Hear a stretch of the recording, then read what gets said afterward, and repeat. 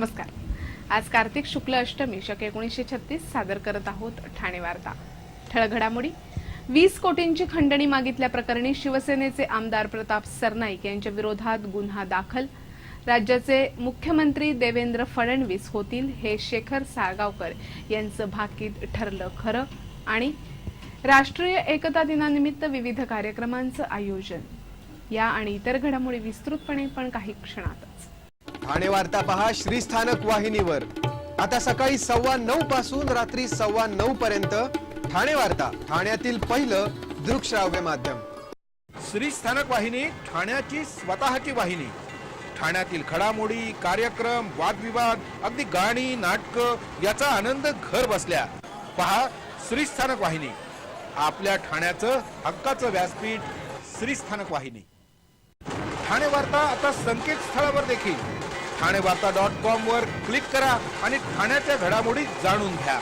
ठाण्यातील पहिलं ऑनलाईन माध्यम ठाणेवार्ता.com। नमस्कार मंडळी, दर रविवारी पाहायला विसरू नका। नमस्कार मंडळी, आपल्या प्रश्नांचं थेट उत्तर। ठाणे वार्ता पहा श्रीस्थानक वाहिनीवर। आता सकाळी 9:15 पासून रात्री 9:15 पर्यंत ठाणे वार्ता, ठाण्यातील पहिलं दृकश्राव्य माध्यम। शिवसेनेचे ओवळा माजिवडा विधानसभा मतदारसंघातील आमदार प्रताप सरनाईक यांच्या विरुद्ध 20 कोटींची खंडणी मागितल्याप्रकरणी गुन्हा दाखल झालाय।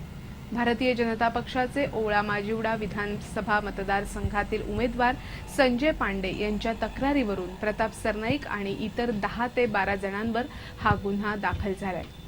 ओवळा माजिवडा विधानसभा मतदारसंघात जरी यंदा पंचरंगी लढत झाली असली तरी मुख्य लढत मात्र शिवसेनेचे प्रताप सरनाईक आणि भारतीय जनता पक्षाचे संजय पांडे यांच्यात झाली। प्रताप सरनाईक यांचा विजय सहज मानला जात होता, पण भारतीय जनता पक्षाच्या तुलनेनं फारशी ओळख नसलेल्या संजय पांडे यांनी मतमोजणीच्या वेळी प्रताप सरनाईक यांना जेरीस आणलं होतं। कित्येक फेऱ्या संजय पांडे यांनी प्रताप सरनाईक यांच्यावर घेतलेली आघाडी कायम ठेवली होती। 21व्या फेरीनंतर प्रताप सरनाईक यांनी आघाडी घेतली आणि ती शेवटपर्यंत कायम राखत संजय पांडे यांना पराभूत केलं। या निवडणुकीवरूनच झालेल्या वादानंतर संजय पांडे यांनी प्रताप सरनाईक यांच्या विरोधात ही तक्रार दाखल केली। संजय पांडे बांधकाम व्यावसायिक असून महाकाली डेव्हलपर्स नावानं त्यांचा व्यवसाय आहे। पोखरण येथील त्यांच्या एका बांधकाम कार्यालयात प्रताप सरनाईक आणि त्यांचे 10 ते 12 साथीदार आले आणि त्यांनी संजय पांडे यांचे व्यवस्थापक ओमप्रकाश मिश्रा यांना दम दिला। संजय पांडे यांच्यामुळे आपल्याला सहज विजय मिळू शकला नाही आणि ही निवडणूक जिंकण्यासाठी 20 कोटी रुपये खर्च करावा लागला। हे 20 कोटी रुपये तुझ्या शेठला द्यायला सांग, नाहीतर त्याचं जगणं मुश्किल करू, अशी धमकी प्रताप सरनाईक यांनी दिल्याची तक्रार संजय पांडे यांनी वर्तकनगर पोलिसांकडे केली आहे। राष्ट्रीय एकता दिनाच्या निमित्तानं ठाण्यामध्ये आज विविध कार्यक्रमांचं आयोजन करण्यात आलं होतं। सरदार वल्लभभाई पटेल यांची जयंती राष्ट्रीय एकता दिन म्हणून साजरी करण्याचे निर्देश पंतप्रधानांनी दिले होते। त्यानुसार विविध कार्यक्रमांचं आयोजन आज करण्यात आलं होतं। जिल्हा प्रशासनातर्फे राष्ट्रीय एकता दिवसानिमित्त एकता दौडीचं आयोजन करण्यात आलं होतं। जिल्हा क्रीडा विभागातर्फे आयोजित करण्यात आलेल्या या एकता दौडीला जिल्हाधिकारी पी वेलारसू यांनी हिरवा झेंडा दाखवला।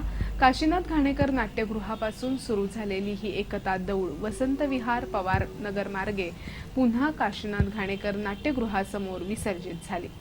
या एकता दौडीमध्ये शिक्षक, विद्यार्थी, स्काउट्स, गाईड्स, राष्ट्रीय छात्र सेना अशी विविध क्षेत्रातील मंडळी सहभागी झाली होती। ठाणे महापालिकेतर्फे राष्ट्रीय एकता दिनानिमित्त एक प्रभात फेरी काढण्यात आली होती। महापालिका भवन, जनरल अरुण कुमार वैद्य मार्ग, प्रदीप सोसायटी, रायगड गल्ली, सरोवर दर्शन सोसायटी मार्गे ही प्रभात फेरी पुन्हा महापालिकेसमोर विसर्जित झाली। यावेळी राष्ट्रीय एकता दिवसाचं औचित्य साधून शपथ ग्रहण करण्यात आली, तर महापौर संजय मोरे आणि महापालिका आयुक्त असीम गुप्ता यांनी अग्निशमन दल तसंच सुरक्षा दलातर्फे मानवंदना देण्यात आली। ठाणे वार्ता पहा श्रीस्थानक वाहिनीवर।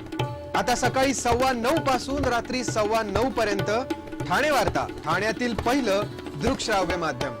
आपला परिसर स्वच्छ आणि सुंदर ठेवण्यासाठी ठाणे महापालिकेत सहकार्य करा। ओला सुका कचरा वेगवेगळा जमा करा आणि रोगराईपासून मुक्तता मिळवा। ठाणे वार्ता आता संकेतस्थळावर देखील ठाणेवार्ता.com वर क्लिक करा आणि ठाण्याच्या घडामोडी जाणून घ्या. ठाण्यातील पहिलं ऑनलाईन माध्यम ठाणेवार्ता.com. डॉक्टर आणि रुग्णांचं पिढ्यानपिढ्यांचं जिव्हाळ्याचं नातं म्हणजेच डॉक्टर बेडेकर हॉस्पिटल. आता अत्याधुनिक सोयी सुविधा आणि तंत्रज्ञान युक्त वंध्यत्व निवारण केंद्रात IVF आणि टेस्ट ट्यूब बेबीची ही सुविधा. Doctor Bedekar hospital, Maharshi Karvepath, Thane. 65 वर्षांची निरंतर सेवा. Jaipuri jewellery exhibition cum sale, 50% बचत. American diamond sets, mangalsutra, fancy bracelet, fancy earring top, radium आणि गोल्ड प्लेटेड बांगड्या आणि अन्य ज्वेलरी फक्त जयपुरी ज्वेलरी एक्झिबिशन मध्ये, अशोका बेसमेंट जवळ, गोखले रोड, नौपाडा, ठाणे पश्चिम. ठाणे वार्ता पहा श्रीस्थानक वाहिनीवर. आता सकाळी 9:15 पासून रात्री 9:15 पर्यंत. ठाणे वार्ता, ठाण्यातील पहिलं दृकश्राव्य माध्यम. दिवावासियांचा पाणी पुरवठा महापौरांच्या प्रयत्नानं पुन्हा पूर्ववत झालाय. गेल्या काही दिवसांपासून दिव्यातील पाणी पुरवठा विस्कळीत झाला होता. शिवसेनेचे माजी नगरसेवक रमाकांत मढवी यांनी या प्रकरणी महापौरांकडे दाद मागितली होती. महापौरांनी पाणी पुरवठा विभागाचे कार्यकारी अभियंता मंगेश गीते यांच्यासह दिव्याला भेट देऊन परिस्थिती समजावून घेतली. दिव्याला पाणी पुरवठा करणाऱ्या जलवाहिनीवरील व्हॉल्व्ह नादुरुस्त असल्यामुळे हा पाणी पुरवठा खंडित झाला होता. या व्हॉल्व्हची महापौरांनी तातडीनं दुरुस्ती करून घेतली. त्यामुळे या भागाचा पाणी पुरवठा पुन्हा सुरळीत सुरू झाला. ठाणे जिल्हा केबल सेनेतर्फे ग्लोबल व्हिजनच्या सहकार्यानं उद्या एका कर्करोग शिबिराचं आयोजन करण्यात आलंय. ठाण्यातील सिद्धेश्वर तलावासमोरील SS केबलच्या कार्यालयात हे शिबिर होणार आहे. SS केबलच्या कार्यालयातील कर्मचाऱ्यांसाठी या कर्करोग निदान शिबिराचं आयोजन करण्यात आलंय. या शिबिरामध्ये कर्करोग निदान आणि त्यावर उपचार केले जाणार आहेत. सकाळी 9 ते 1 या वेळेत हे शिबिर आयोजित केलं जाणार आहे. या शिबिरामध्ये विनामूल्य कर्करोगाविषयक निदान केलं जाणार असून कॅन्सर सोसायटी ऑफ इंडियाचे डॉक्टर कर्मचाऱ्यांची तपासणी करणार आहेत. ठाण्यातील विविध भागात अशा प्रकारे कर्करोगाविषयी जागृती आणि कर्करोग निदान शिबिर आयोजित करण्याचा मानस ठाणे जिल्हा केबल सेनेचे अध्यक्ष मंगेश वाळंज यांनी व्यक्त केलाय. कळव्यामध्ये काल दिवसाढवळ्या भर बाजारपेठेत 1.5 लाख रुपयांची रक्कम लुटण्याचा प्रकार घडलाय. कळव्यामध्ये राहणारे योगेश दळवी हे सकाळच्या सुमारास बँक ऑफ महाराष्ट्रमधून 1.5 लाखांची रोकड काढून घरी जायला म्हणून खाली उतरले. कळवा सुपर मार्केट समोरून आपल्या घरी जात असताना एका 18 ते 20 वर्षाच्या युवकानं त्यांच्या अंगावर घाण टाकली आणि त्यांचं लक्ष विचलित केलं. योगेश दळवी यांच्या हातातील पिशवीत असलेली 1.5 लाख रुपयांची रक्कम त्याने पळवून नेली. सध्या पोलीस या युवकाचा शोध घेत आहेत. भारतीय जनता पक्षाचे देवेंद्र फडणवीस राज्याचे मुख्यमंत्री होतील असं नियती ज्योतिष वास्तू केंद्राच्या शेखर साळगावकर यांनी केलेलं भाकीत खरं ठरलंय. शेखर साळगावकर हे ठाणेकर असून ते वास्तुविषयक सल्ला देतात. ठाणे वार्ताच्या श्रीस्थानक वाहिनीवर रोज ते भविष्यविषयक मार्गदर्शन करतात.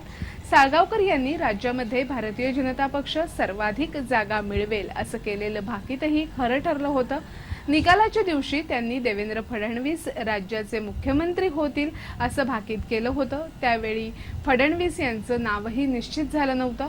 फक्त फडणवीस यांच्या नावाची चर्चा होती. आज दुपारी देवेंद्र फडणवीस यांनी राज्याचे 27वे मुख्यमंत्री म्हणून शपथ घेतल्यामुळे साळगावकर यांचं भविष्य खरं ठरलंय.